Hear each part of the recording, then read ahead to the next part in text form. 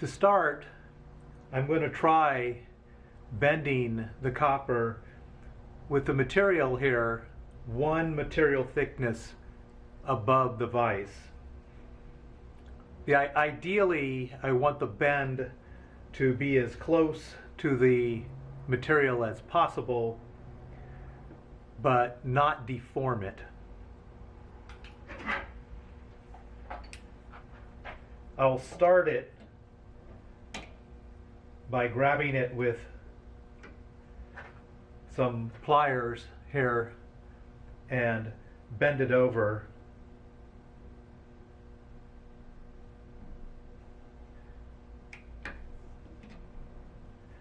Then I will finish it by tapping it down with a hammer.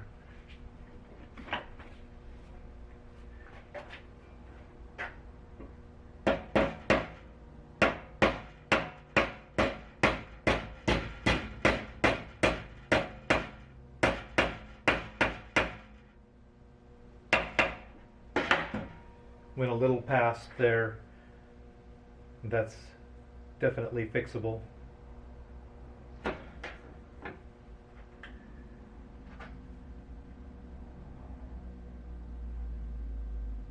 The next step is to bend this piece down, and again I'll line that up with about one thickness, which is about 90 thousandths above the vise.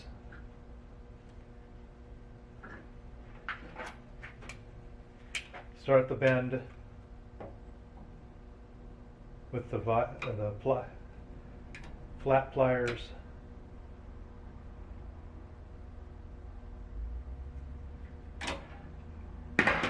Finish it with the hammer.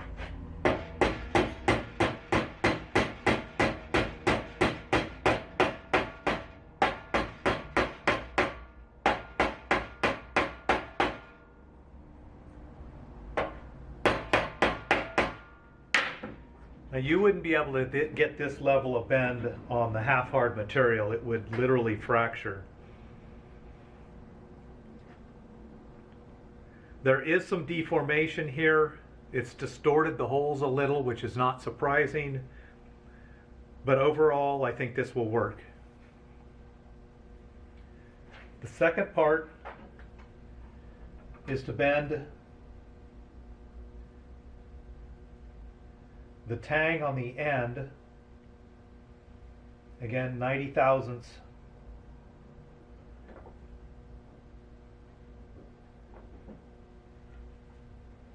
above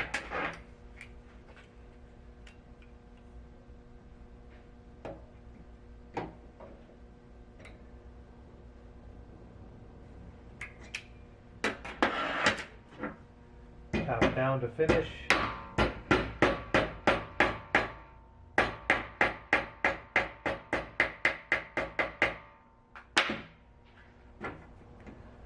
And there's a completed piece.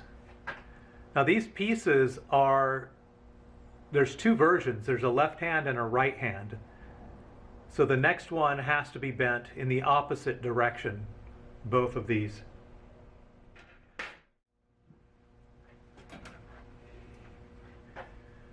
After what I learned with the first one, I gave a little more room on the second bend.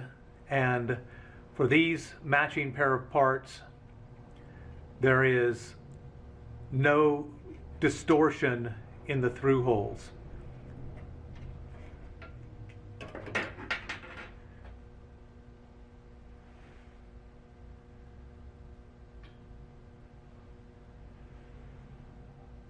They're nice and clean compared to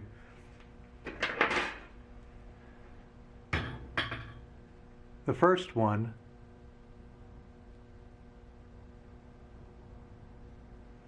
And you can see those holes are distorted.